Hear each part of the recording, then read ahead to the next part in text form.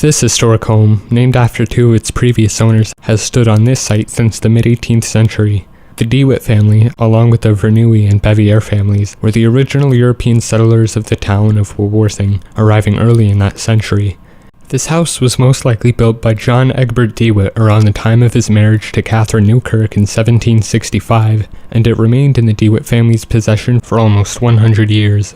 The family built several homes in the area, one of which may have been the birthplace of DeWitt Clinton, who went on to become a United States Senator, Mayor of New York City, Governor of New York State, and the driving force behind the building of the Erie Canal.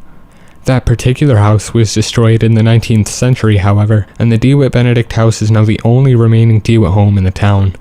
The DeWitt Benedict House also functioned as an inn when the town population was scarce, taking in transient strangers traveling along the Old Mine Road, which is now known as Route 209. The house was purchased in 1849 by Thomas Smart, who lived there with his wife Mary and their son, Thomas Smart Jr.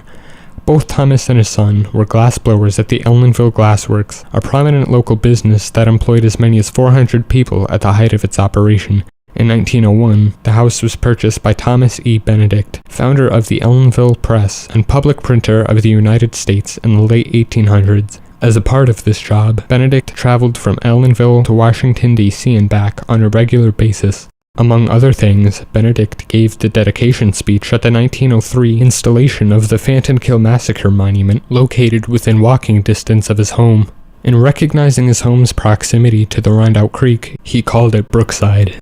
Benedict was widely recognized for his knowledge of local history and was described by Catherine Terwilliger in her book, Napanoch, Land Overflowed by Water, as a man of stature in local, state, and national politics. The DeWitt Benedict House was declared a historic landmark by the town of Wawarsing in April 2016.